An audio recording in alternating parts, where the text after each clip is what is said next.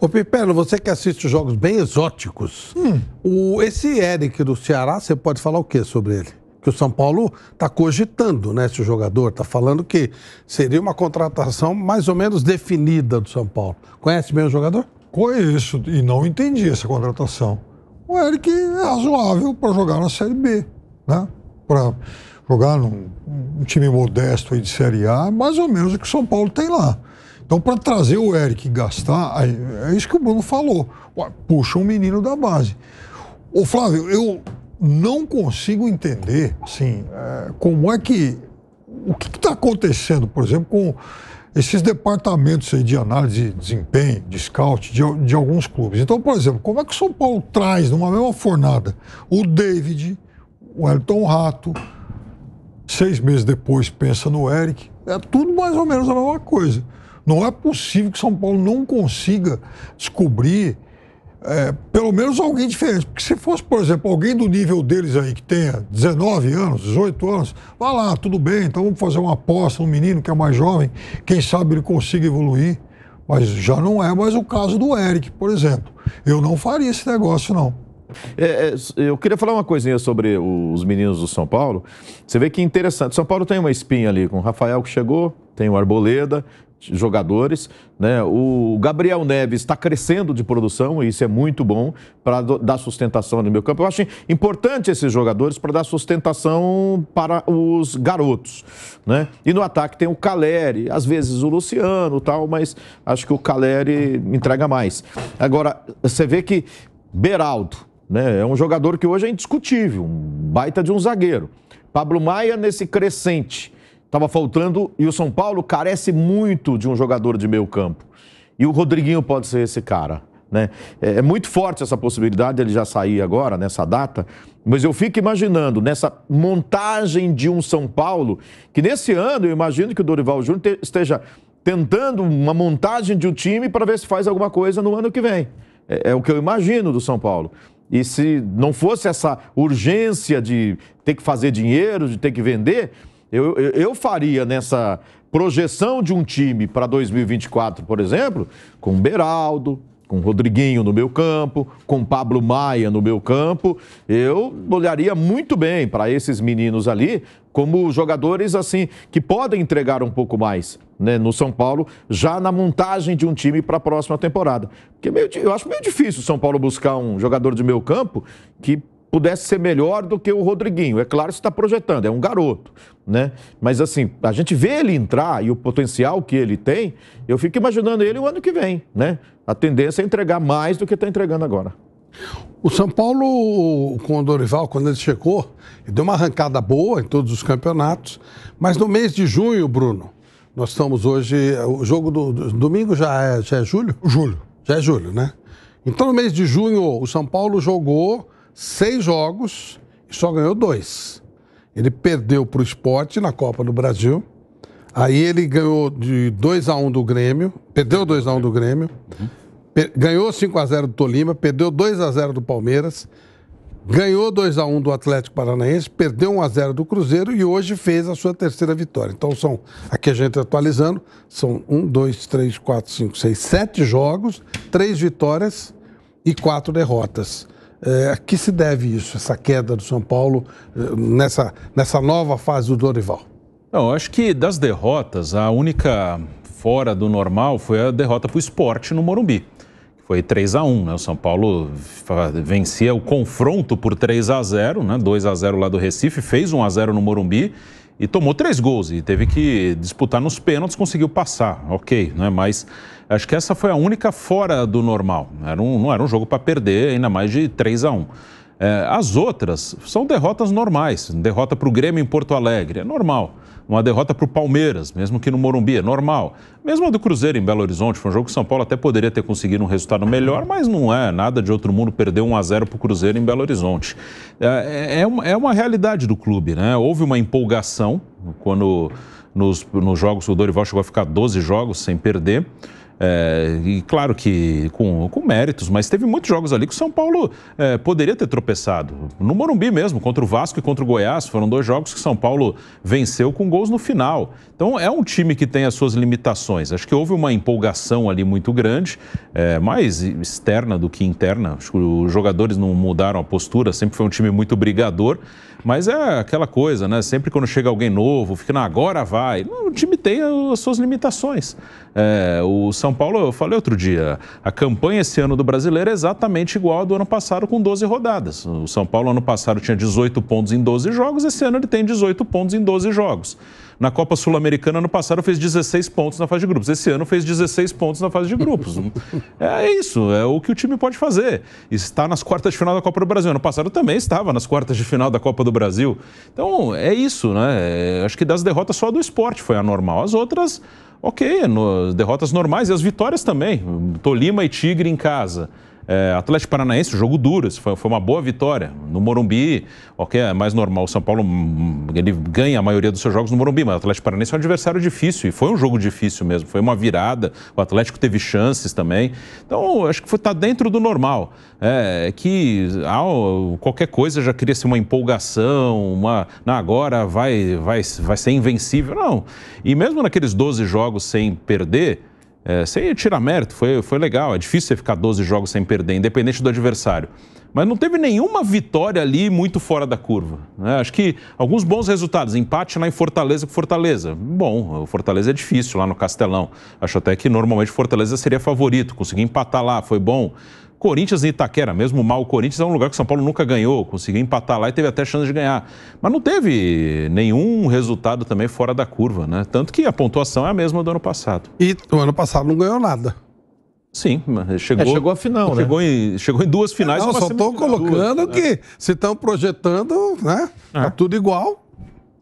Assim, mas acho que o ano passado foi bom dentro do que o São Paulo faz hoje, dentro do que pode o São Paulo hoje, que tem que entender a situação do clube, né? O São Paulo é um time que tem problemas financeiros, então o elenco que o São Paulo tem hoje é compatível com o que o São Paulo pode ter, e os problemas vêm de várias gestões, não só da atual. Acho que a atual é uma continuidade das outras.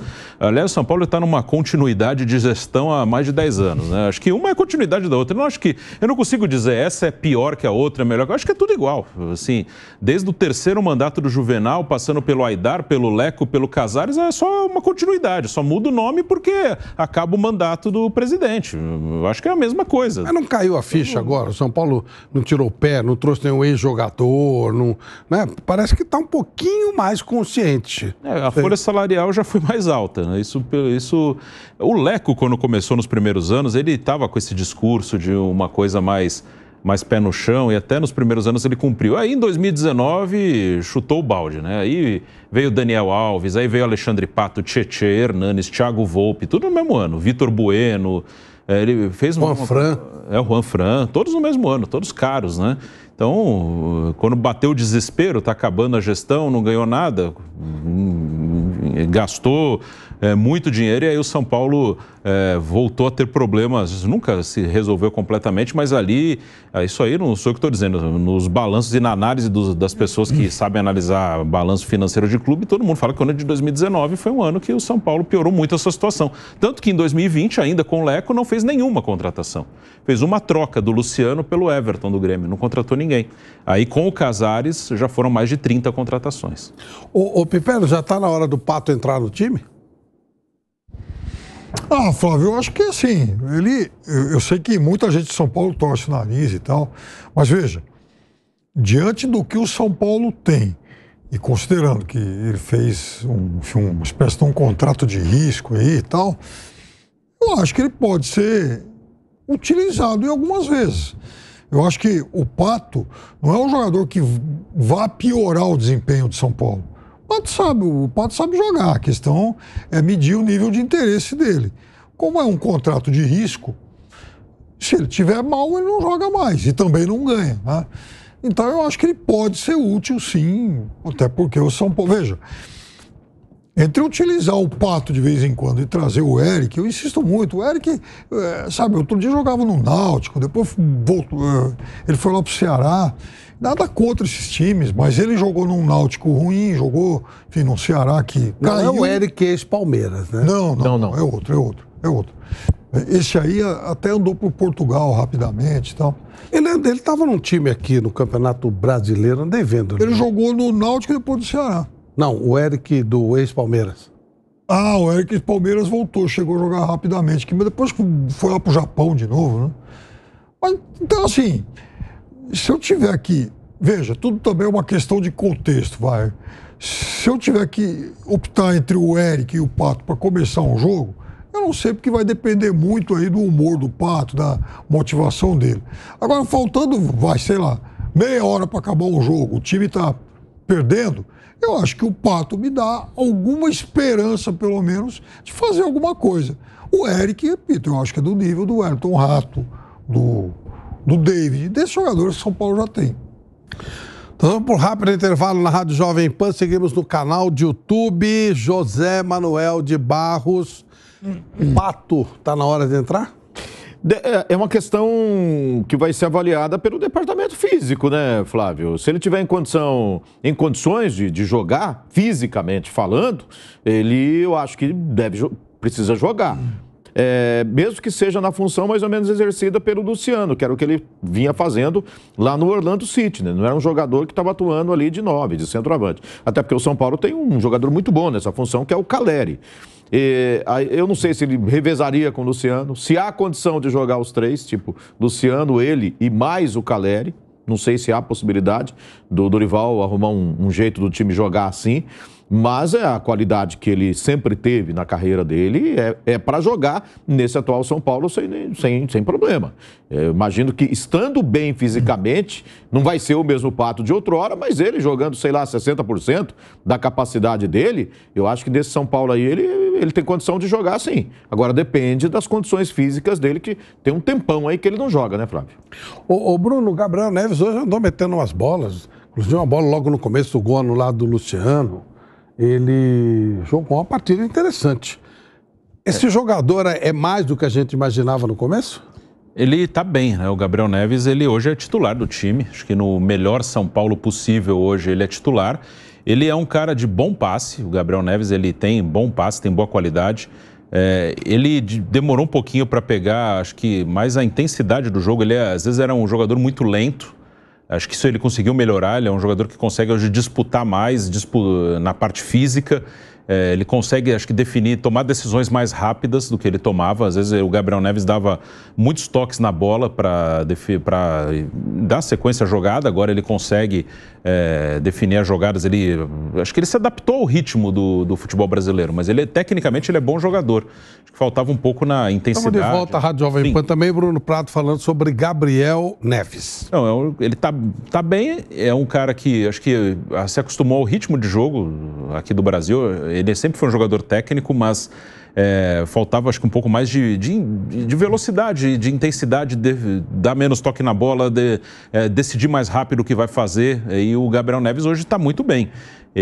O Dorival não vê o Rodrigo Nestor como um segundo volante, ele vê o Nestor mais como um meia. Normalmente ele escala mais dois jogadores e o Nestor no meio, né?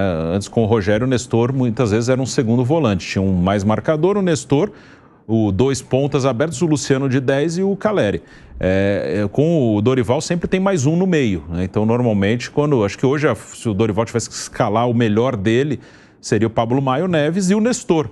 Então, tem uma disputa no meio-campo aberto e hoje o Gabriel Neves está melhor que Luan, está melhor que o Mendes. Então, hoje seriam Pablo Maia, Gabriel Neves e Nestor, os três no meio-campo ali.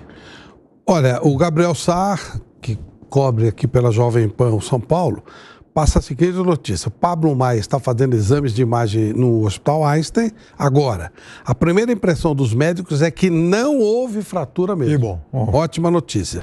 Mas ele fará exames complementares amanhã para ter a segurança disso. Bom, menos mal, né? Um trauma, não deve jogar nos próximos jogos, mas uma fratura nesse momento seria terrível. Até para efeito de negócio, que o Pablo Maia é outro menino que está sendo falado, que pode ser negociado pelo São Paulo. Esse tem valor de mercado, né? Esse tem realmente um mercado assim promissor, ele é bom jogador. Primeiro pela questão individual do jogador, a gente torce para que nenhum jogador tenha, claro, enfim, lesões sérias aí. Segundo, o São Paulo precisa muito dele em campo, ou então dele rendendo dinheiro. E terceiro, São Paulo já tem mais de 10 jogadores aí em recuperação, né? Impressionante também a fase. Eu acho que São Paulo nos últimos tempos errou muito, todo mundo já falou muito sobre isso e tal. Mas, na verdade, além de todas as questões, de todas as decisões erradas que as últimas gestões de São Paulo tomaram, então, há também esse componente do excesso de lesões e lesões sérias. Porque se fosse, por exemplo, um problema muscular, outros falam, puxa vida, sabe, o departamento de preparação física, o departamento médico não está funcionando bem e tal. Mas o problema é quando, enfim, o jogador tem ruptura de ligamento cruzado. Isso no São Paulo tem alguns casos, né? Então o São Paulo tem lesões sérias, infelizmente. Tomara que essa turma toda volte o quanto antes. Não, e hoje mesmo, essa de hoje, não é culpa de ninguém, claro, né? Foi uma lesão de jogo, né? De jogo. Tá certo? É lesão de jogo. A entrada do rapaz lá do Tigre, que foi expulso, foi cavalar, né? Eu até na hora eu fiquei preocupado. Foi aquele jacaré, aquela solada, que eu tive a impressão que pegou meio que de raspão na perna, porque se pega em cheio, aí seria fratura certa. Haveria uma grande possibilidade de fratura e está sendo até aventada, né? Pelos primeiros exames aí. Parece que não, graças a Deus, né? Tomara que não mesmo. Mas pela entrada, se pega em cheio ali, é coisa de jogo, mas principalmente essas competições sul-americanas, foi uma bela de uma pelada do jogador. Não sei se foi por cima da bola, foi ali mostrando, e o árbitro foi muito bem. Estava perto, já veio, deu cartão amarelo direto, foi checado no VAR e o cartão vermelho, amarelo não, o vermelho direto, foi checado no VAR, foi confirmada a expulsão, foi bem expulso o jogador do Tigre e veio toda essa preocupação, né? Uma boa parte da torcida queria um time mais reserva no jogo de hoje contra o Tigre. E o Dorival Júnior optou por vários titulares entrando na partida de hoje, talvez porque o time não jogou bem sábado contra o Cruzeiro e ele queria um rendimento melhor do São Paulo, porque sabia que teríamos quase 30 mil torcedores no estádio do Morumbi, mesmo um jogo com o São Paulo já classificado e dificilmente ia perder, inclusive a primeira colocação do grupo, né? Buscando acerto do time, pensando na sequência das competições, na sequência da temporada. Depois houve uma pancada nas costas do Caleri, mais preocupação por parte da torcida. Felizmente não foi nada, ele seguiu no jogo sem maiores problemas, né? Mas como muita gente queria, e agora fica essa, o Pablo Maia não devia ter ficado fora, São Paulo não deveria ter entrado com um time mais reserva no jogo de hoje, né? Mas assim, e você vê a escalação do São Paulo, você tira esse jogador que a gente salientou, né? Rafael no gol, aí tira Beraldo e Arboleda, Caleri ali no ataque. Cara, titular e reserva muito parecido, né? Não tem tanta diferença assim, né? Eu acho que o Dorival agiu acertadamente, porque Sul-Americana me parece que se apresenta como uma possibilidade de disputa de título para o São Paulo nessa temporada, e essa busca de melhorar o time, de fazer o São Paulo render um pouco mais, talvez já pensando até no jogo de sábado com o Fluminense. 28 mil pessoas no Morumbi, Bruno. Como é que se explica isso no jogo onde São Paulo já estava classificado e falou-se, não o São Paulo, né? Mas o que se falava o dia inteiro é que seria o time reserva do São Paulo. Na verdade, esse público foi lá, teoricamente, para ver o time reserva. É um bom público, né? Pelo horário, pelo jogo, foi um bom público. Com televisão aberta para São Paulo. Verdade, TV aberta. Um público muito bom, quase 30 mil pessoas. O São Paulo tem uma boa média de público. Principalmente, normalmente até nos jogos de final de semana. Teve um jogo aí com um público mais baixo, foi com o Atlético Paranaense, foi um jogo bom, deu 25 mil, algo em torno disso, mas sempre mais de 20 mil, e nos jogos de sábado e domingo mais de 40. Então, o torcedor do São Paulo está indo, né, com frequência, é um torcedor que acho que se acostumou a ir no jogo, a ir para o estádio, mesmo que o time não esteja tão bem, acho que tem um público fiel que vai aos jogos, que acho que, como eu falei várias vezes aqui, acho que os que vão ao estádio entendem bem a situação do clube, acho que sabem que uma das coisas que restou foi ter um estádio grande e uma grande torcida. Se perder isso, vai sobrar o quê, né? O time já está numa situação bem complicada nos últimos anos. Então, acho que uma boa parte, esses que normalmente vão ao Morumbi, entendem bem a situação do clube e meio que abraçam. Se não Eu sei contar que isso mais é muito com contestado, isso, mas de repente essa força da torcida é o que faz com que o São Paulo seja forte jogando em casa, né? A diferença do São Paulo são os jogos no Morumbi, né? E durante o jogo, esses que vão ao estádio não ficam perturbando o time. O torcedor abraçou a causa, né? Abraçou os que vão ao estádio. Na rede social é um inferno, né? Como tudo. Né? Mas os que vão no Morumbi ajudam. Os que vão na rede social, esses aí reclamam de tudo e de todos. Mas essa diferença do torcedor do Morumbi e o torcedor da rede social. Você vê na rede social é uma cornetagem o tempo inteiro, é tudo. Mas é tudo assim, qualquer assunto, né? Mas ou o que vai no Morumbi, o cara que vai no Morumbi fala, no Morumbi não tem outro jeito, tem que apoiar. Sai do Morumbi e fala, agora eu vou cornetar, que agora não é no Morumbi, acabou o jogo. Não tem jogo. Terreno sagrado. No Morumbi o time precisa de ajuda, né? A gente precisa ajudar. Fora do Morumbi, vamos criticar porque não tá faltando muita coisa aí, mas aí não vai atrapalhar o time.